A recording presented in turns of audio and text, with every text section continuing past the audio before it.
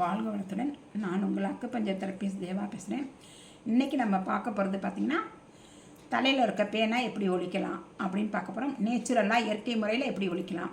ஏன்னா அவங்களுக்கு pan shampoo அதெல்லாம் பார்த்தா பேனுக்கு மட்டும் ஆபத்தில் நம்மளுக்கும் ஆபத்து. அது பார்த்திங்கன்னா சமீபத்தில் ஒருத்தவங்க தன்னோட குழந்தைக்கு பேன் இருக்குன்னு சொல்லி தலையில் அந்த பேன் ஷாம்பு மெடிக்கரோ ஏதோ நைஸ் ஷாம்போ ஏதோ ஒன்று ஏதோ ஒன்று தடவிட்டு அந்த பிள்ளைய வந்து கொஞ்சம் நேரம் ஊறட்டும் அப்படின்னு சொல்லிட்டு அவங்க வேலையை பார்க்க போயிட்டாங்க. டிவி பார்த்துட்டு இருந்தாங்க. இந்த பொண்ணு வந்து சொல்லுது, ஒரு 10 நிமிஷம் 20 நிமிஷம் கழிச்சு ஏமா தலை ஊறுற மாதிரி இருக்குமாங்குது.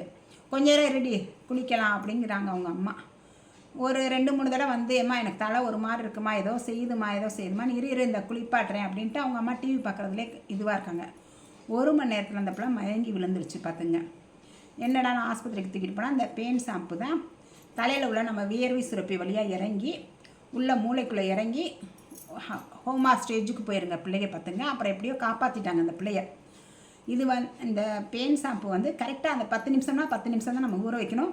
அதுக்கு மேலே ஊற வச்சோம்னா ஆபத்து உடம்பு நம்மளுக்கு பார்த்திங்க. அதனால் இந்த பேன் ஷாம்புலாம் பார்த்திங்கன்னா இந்த பேன் ஷாம்புலாம் நீங்கள் யூஸ் பண்ணாதீங்க. அதுக்கு பதிலாக பார்த்திங்கன்னா நம்ம வீட்டில் சோறை வடித்து கஞ்சி இருக்குது பார்த்திங்கன்னா, சோறை வடிக்கிற கஞ்சி, சூடான கஞ்சி 1 டம்ளர் எடுத்துக்கங்க.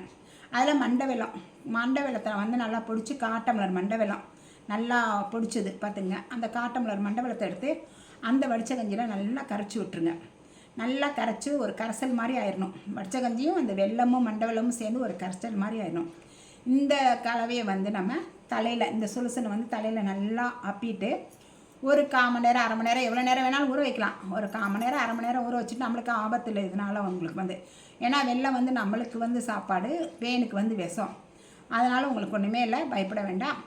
இந்த கலவையை வந்து நீங்கள் நல்லா தலையில் அப்ளை பண்ணிவிட்டு ஒரு 1/4 மணி நேரம் 1/2 மணி நேரம் வெயிட் பண்ணிவிட்டு நீங்கள் நல்லா தலையை அலசிட்டிங்கன்னா பேன் பூரா செத்து போயிடும், பேன் பூரா போயிடும் பார்த்துங்க. அப்படி அலசிட்டு நல்லா காய வச்சுட்டு ஒரு தடவை பெயின் சீப்புனால் சீவிட்டிங்கன்னா மீதி 1-2 இருந்தால் கூட அது வந்துடும் பார்த்துங்க. அதுக்கப்புறம் உங்கள் தலையில் பேனை பிடிக்காது பார்த்துங்க. அது போக உங்களுக்கு பொடுகு இருக்குது, பேனோடு சேர்ந்து பேன் இருந்தால் பொடுகு சிலவங்களுக்கு இருக்கும் பார்த்துங்க. அந்த பொடுகு இருக்குது அப்படின்னா அந்த பொடுகு போகிறதுக்கு இந்த பேன் இந்த வடிச்ச கஞ்சி வெல்லமும் தடவுறீங்க பார்த்தீங்களா, அந்த கலவை தடவி குளிச்சுட்டு 2 நாள் கழித்து வெள்ளைப்புண்டை நல்லா அரைச்சி அதை தலையில் தடவி ஊற வச்சுட்டு ஒரு 10 நிமிஷம் 1/4 மணி நேரம் ஊற வச்சுட்டு குளிச்சிங்கன்னா தலையில் இருக்க பொடுகும் சரியாயிரும் பார்த்துங்க உங்களுக்கு.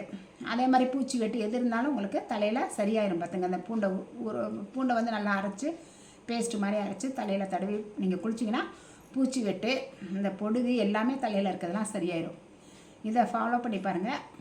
உங்கள் தலை வந்து சுத்தமாயிரும், க்ளீன் ஆயிரும். தலை சுத்தமாக இருந்தாலே போதும், உடம்பு ஆரோக்கியமாக இருக்கும் பார்த்துங்க.